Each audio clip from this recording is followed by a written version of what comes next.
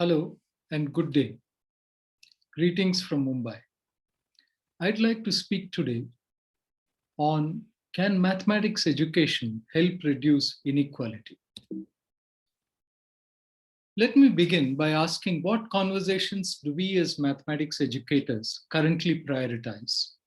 What conversations do we need to prioritize?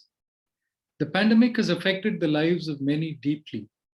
I will use this opportunity not so much to look back on my previous work, but to interrupt it with questions that the experience of the last year throws up.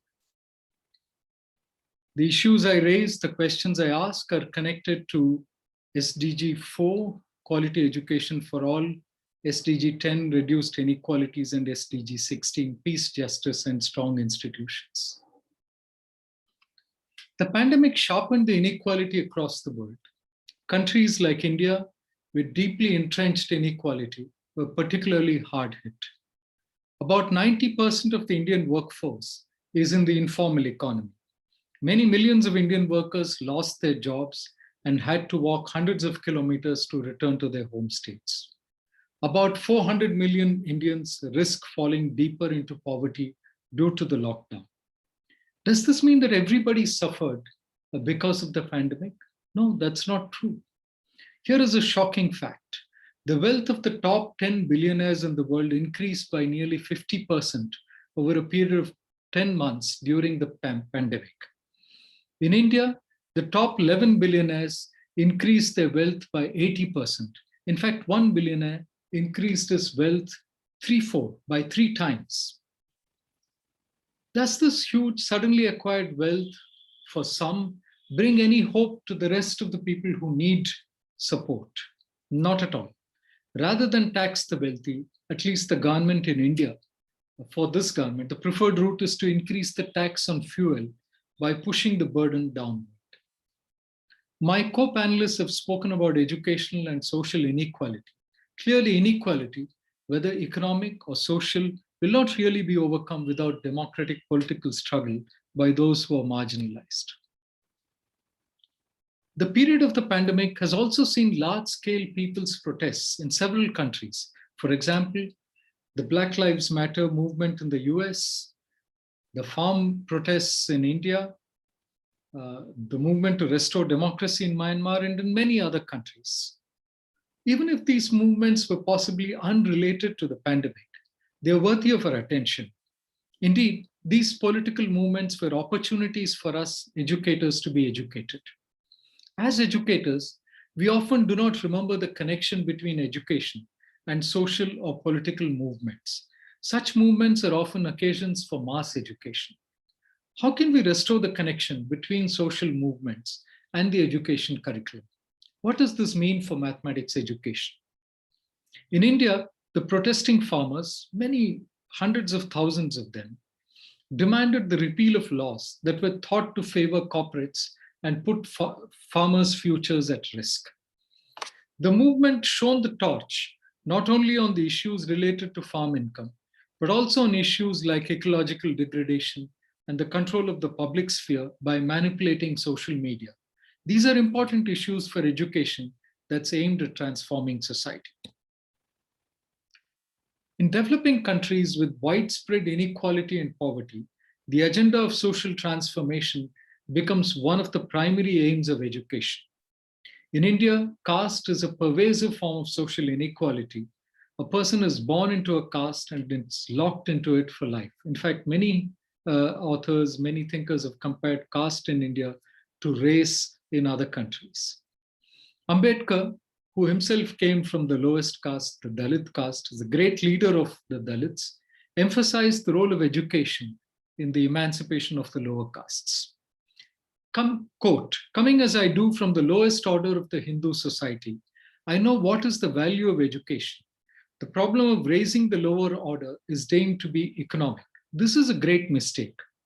The problem of the lower order is to create in them a consciousness of the significance of their lives for themselves and for their country, of which they have been cruelly robbed by the existing social order. Nothing can achieve this except the spread of higher education. Unquote. Clearly, education as Ambedkar says, has a great role to play in social transformation. But what about mathematics education? How can mathematics education help meet the goal of reducing inequality and of social transformation? Of course, mathematics opens up the paths to highly valued jobs. It functions like a gate, which is important for transforming a caste society, because a caste society has very rigid and strict occupational boundaries. So to break out of those occupational strictures is important, and mathematics can create a gateway for that. But Ambedkar emphasized not only material gain from education, but also gaining self-respect and self-understanding. Critical mathematics education researchers from many different places have shown how mathematics can help sharpen our perception and understanding with inequality and the structures that underpin it.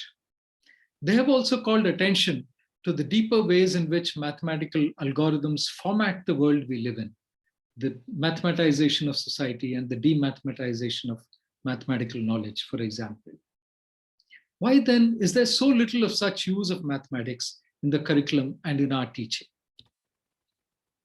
I would like to show here an example from the grade 5 textbook, mathematics textbook, primary school, produced after major reforms in India. In this example, there is a couple shown who are farm laborers. It is mentioned that the government pays rupees 71 as the minimum wage per day.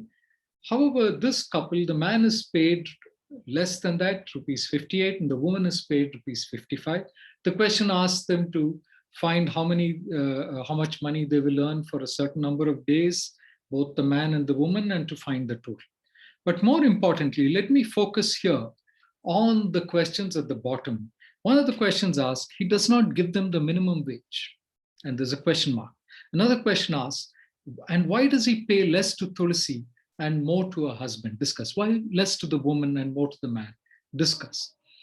Now, when Shikha Tucker, who did a study of classroom teaching, found in a study that teachers often omitted these questions which occur at the bottom. This is from the grade 5 textbook. Now, firstly, I'd like to say that even the inclusion of such questions in the textbook is remarkable because it is so rare. It's an exception. Teachers often omit the supplementary questions and give various reasons for omitting them. One of the teachers told Shikha at one time that she would like to focus on the mathematics and avoid distractions, and these questions seemed to her like distractions. Another time, the teacher said that she did not feel equipped to deal with it. She did not feel capable of handling the discussion which she felt might come once she brought up these questions. Now, we can also imagine that there is resistance to raise questions having political undertones. It may even carry sometimes, in some situations, real risks for teachers. But we, as mathematics education researchers, still need to ask, can we continue to ignore these dimensions if we are serious about reducing inequality? I'd like to say that in this example, the mathematics involved is simple. It is just comparison of numbers.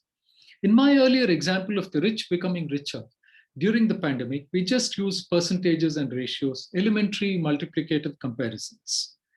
Even though the mathematics involved is not sophisticated, the application to understanding social reality can be powerful. Even though the mathematics is simple, the socioeconomic and socio-political concepts involved may be sophisticated.